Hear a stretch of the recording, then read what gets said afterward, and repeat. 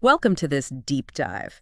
Today, we're really getting into a story I think most of us know, or think we know, Robert Browning's The Pied Piper of Hamelin. Right. But there's so much more surprising depth.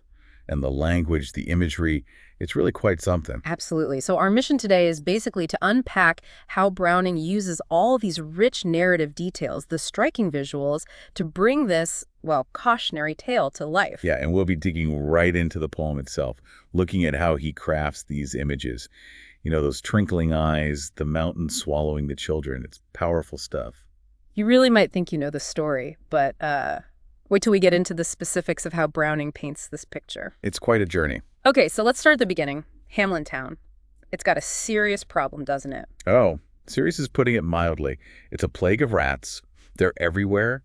The town is completely overrun, and people are, well, desperate. Yeah, you get the sense of total chaos. Absolutely. And the town council is just at their wits' end, Mm-hmm. which leads them to this bargain, this deal with the piper. Right, the famous deal. He promises to get rid of the rats. For 1,000 guilders. Yeah. Very specific sum. It's all laid out, a clear contract.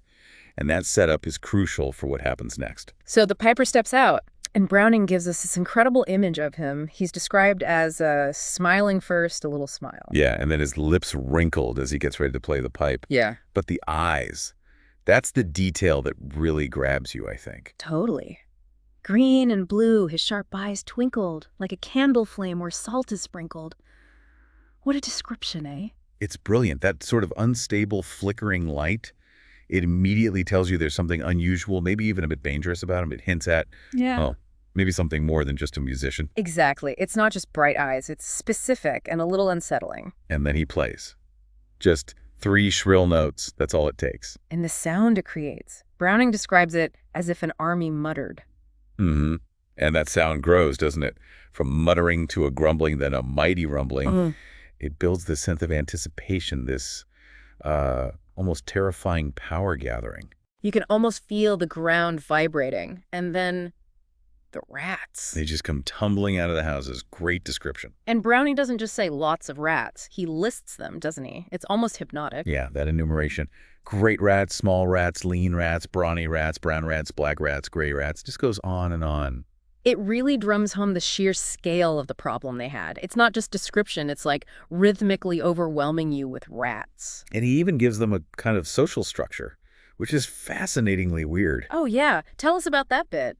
Well, he lists them like a parody of human society. Grave old plotters, gay young friskers, fathers, mothers, uncles, cousins. Families by tens and dozens, brothers, sisters, husbands, wives. It's almost darkly funny. It is. It makes them individuals in a strange way, not just a horde. And it makes their inevitable end, following the piper for their lives, straight into the river Weser. Wherein all plunged and perished. Even more striking. Job done. Completely and utterly. Okay, so the rats are gone. Hamelin breathes a sigh of relief. You'd think, right, payment time. Easy. You would think. But this is where this story takes its dark turn, isn't it? The piper comes back, ready to collect his 1,000 guilders. And the council... They basically laugh in his face. They flatly refuse the deal. All that desperation, all that relief, gone. Now it's just greed. Unbelievable. After he solved their massive problem, what did they offer him instead? Just 50 guilders. 50. It's a huge insult and a massive betrayal of their word. Wow. And Browning really uses this moment, doesn't he? To talk about promises, keeping your word. Absolutely. It's a core theme. The consequence of breaking a promise, of civic dishonesty, it's a powerful critique. And the piper's reaction is, well, chillingly calm, almost. It is. He doesn't argue. He doesn't shout. He just steps back into the street and raises the pipe again. But this time the music is completely different. Oh, completely. Browning describes it as sweet, soft notes, as yet musicians' cunning never gave the enraptured air. It's enchanting, beautiful, irresistible. Not like the rumbling sound for the rats at all. No, this is pure allure. And then comes the sound. Not of rats, but of. Children. Yes. Rustling that seemed like a bustling. And then small feet were pattering, wooden shoes clattering, little hands clapping, and little tongues chattering. It's the sound of pure joy and excitement. It's such a contrast to the first enchantment. And he describes them emerging like fowls in a farmyard when barley is scattering, that image of innocent, eager creatures rushing out. It really highlights their vulnerability, doesn't it? And their absolute trust in the beautiful sound. And the description of the children themselves, It's so bright and full of life. Yeah, all the little boys and girls with rosy cheeks and flaxen curls and sparkling eyes and teeth like pearls. Just pure, vibrant innocence. Tripping and skipping ran merrily after the wonderful music with shouting and laughter. You can almost see them, hear them. It makes what happens next even more horrifying. And while this is happening, the mayor and the council, Mm-hmm. they can only watch. What does Browning say about them? They're just... Completely powerless, dumb, like they were changed into blocks of wood, unable to move a step or cry. Wow. Frozen by the consequences of their own actions, really. They just have to watch as the piper leads the children away, from the high street to Koppelberg Hill. And you feel their agony. The mayor on the rack, the council's bosoms beat. Too little, too late. It's their public shame, their impotence laid bare. They broke the promise, and now they're paying a terrible price watching helplessly. And then, Koppelberg Hill, the final act of this magic. Yes. The poem says, "A wondrous portal opened wide, as if a cavern was suddenly hollowed. Just appeared in the side of the hill. Like magic. Pure magic.